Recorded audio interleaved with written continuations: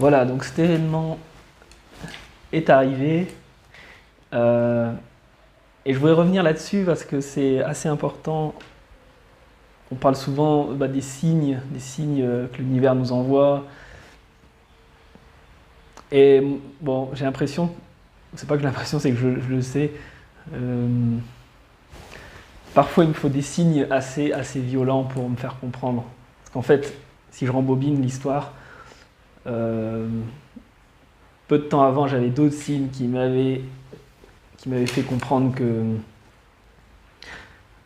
soit il fallait que j'arrête, mais en fait, j'avais pas compris, soit être plus vigilant. Donc, c'était des histoires de vol, en fait. On m'avait volé de la marchandise sur un salon en extérieur. Donc, j'avais perdu pas mal, de la balance, enfin, tout ce qui était sur le stand. Et 1 ou 2 semaines avant, je m'étais fait voler ma caisse avec 300 € dedans, ou quelque chose comme ça. Donc j'avais déjà reçu des petites alertes pour me dire attention, là tu commences à voilà, écoute. Et bon voilà, il y a des signes comme ça qui nous sont envoyés plus ou moins subtilement. Et on dit bien, et je l'avais entendu avant, si on n'écoute pas les signes gentils qui nous sont envoyés avec beaucoup de douceur, où la vie n'est pas en danger, et si on n'écoute pas, on va se prendre des rappels de plus en plus forts et violents. Et donc là, ça a été l'accident où je suis passé à ça, et je me rappelle encore quand je vois qu'on part dans tous les sens, parce que la route est glissante. J'ai eu l'instinct, j'ai prié mes guides et mes anges. Je dis à mon ami, t'inquiète pas, nos anges et nos guides sont avec nous, tout va bien se passer.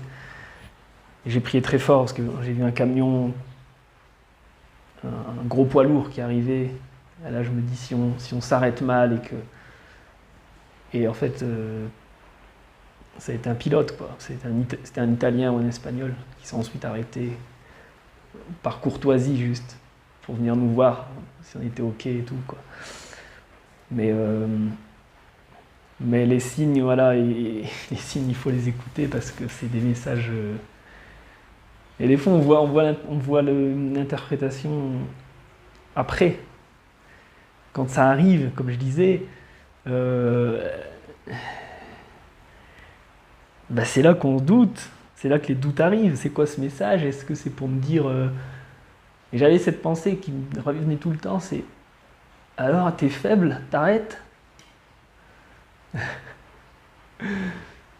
Ou est-ce que t'es fort et t'y vas, tu te remets en selle et on y va?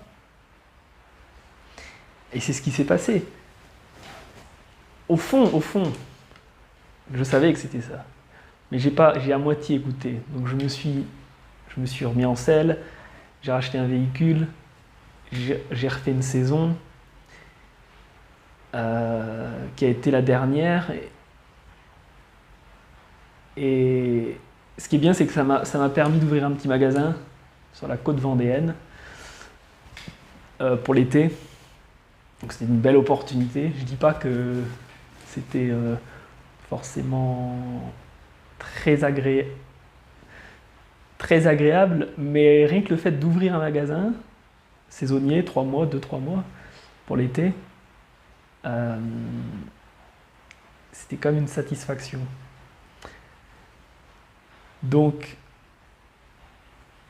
voilà, le Covid est arrivé, j'étais pas trop aligné avec ce qui était demandé pour pouvoir continuer à exercer en intérieur notamment, donc je commençais à aller